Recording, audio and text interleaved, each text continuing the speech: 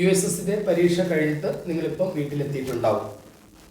പരീക്ഷ പൊതുവെ എളുപ്പമായിരുന്നു എന്നാണ് ഞാൻ മനസ്സിലാക്കുന്നത്. ഞാൻ ഫസ്റ്റ് പേപ്പറേ കണ്ടിട്ടുള്ളൂ. കണക്കിൽ നമ്മൾ ഇന്ന് രാവിലെയും ഇന്നലെയുമായിട്ട് യൂട്യൂബ് ലൈവിലൂടെയും അതുപോലെ ഓൺലൈൻ ക്ലാസ്സിലൂടെയും പല സ്കൂളുകളിലും ഓഫ്ലൈൻ ക്ലാസ്സിലൂടെയും പറഞ്ഞിരിക്കുന്ന പല ചോദ്യങ്ങളും വന്നിട്ടുണ്ട്. അതിന് സമാനമായ ചോദ്യങ്ങൾ വന്നിട്ടുണ്ട്.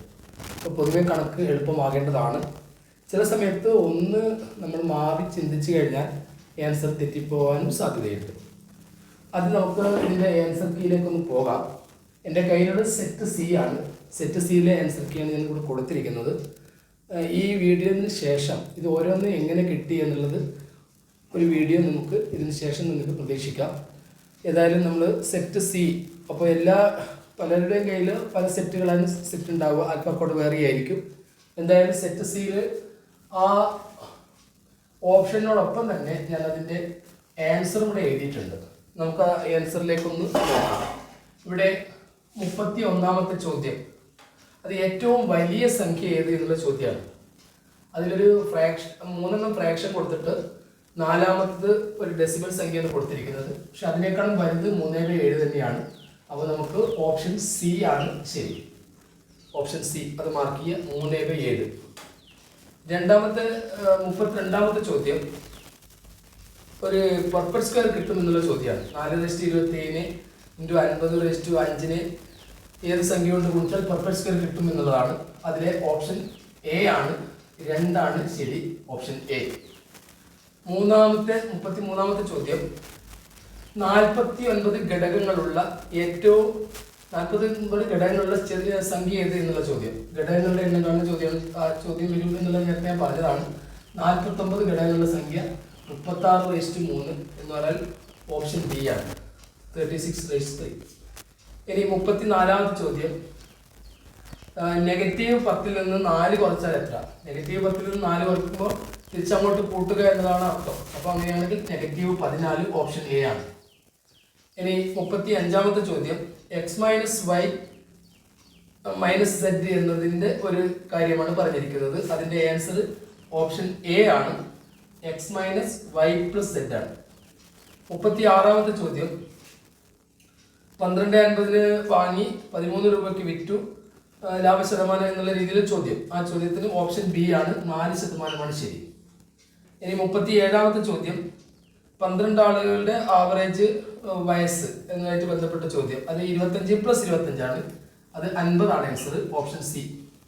38ാമത്തെ ചോദ്യം 11.25 മീറ്റർ നീളമുള്ള ഒരു നീളവും 2.25 മീറ്റർ വീതിയുമുള്ള ഒരു സ്ക്വയർ റെക്ടാങ്കിളിൽ നിന്ന് എന്നുള്ളൊരു ചോദ്യമുണ്ട്. അപ്പോൾ ആ ചോദ്യത്തിന് ആൻസർ 5 × 5 25 ആണ്, ഓപ്ഷൻ ഡി ആണ്, 5 × 5 25. സമാനമായ ചോദ്യം ഇന്ന് രാവിലെ നമ്മൾ ഓൺലൈൻ ക്ലാസ് ചർച്ച ചെയ്തതാണ്. ഇനി 39, നമ്പർ 39, അത് 39 ഓപ്ഷൻ ബി 50 cm² ആണ്, ചതുരശ്ര സെന്റിമീറ്റർ. നമ്പർ 40 ഓപ്ഷൻ ഡി 0 ആണ്. അത് 6/10 നിന്ന് 4/10 കുറച്ചാൽ എത്ര എന്നുള്ള ചോദ്യം. അതിന്റെ വൺസ് പ്ലേസ് ആണ് ചോദ്യം. വൺസ് പ്ലേസ് ആണ് ചോദിച്ചതെങ്കിൽ അതിനെപ്പറ്റി നിങ്ങൾക്ക് അറിയാം. അത് ഓപ്ഷൻ ഡി 0 ആണ്. ഇനി നമുക്ക് 41ാമത്തെ ചോദ്യം. 41ാമത്തെ ചോദ്യത്തിന് ആൻസർ 8 സെന്റിമീറ്റർ.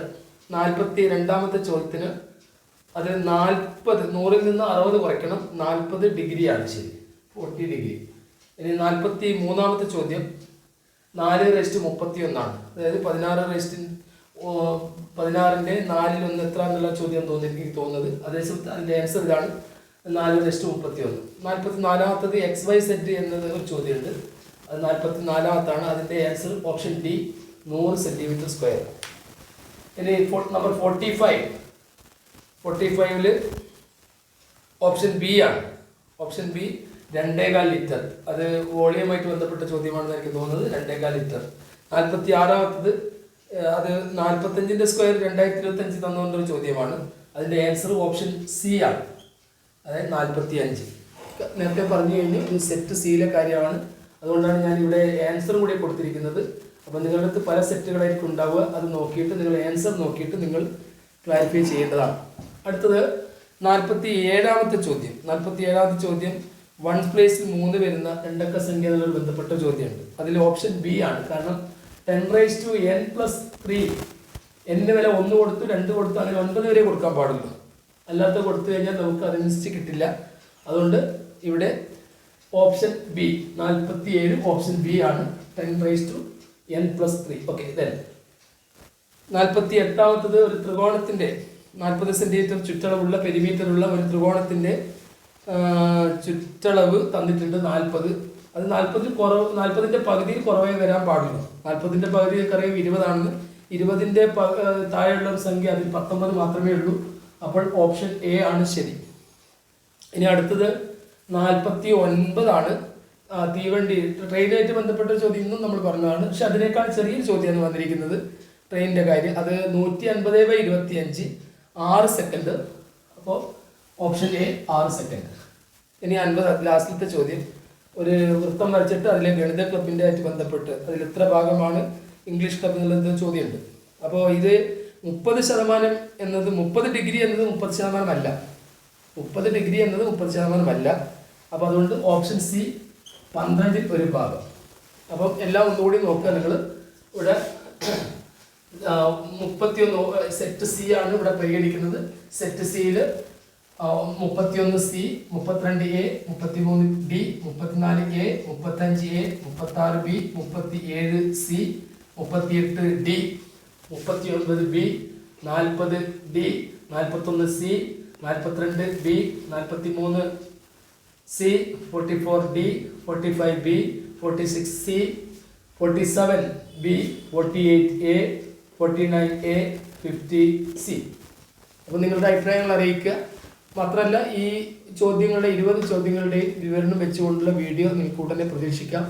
മറ്റ് വിഷയങ്ങളുടെ മാർക്ക് കൂടി കൊടുത്തു നോക്കുക. എല്ലാവർക്കും വിജയം നേരുന്നു. All the best.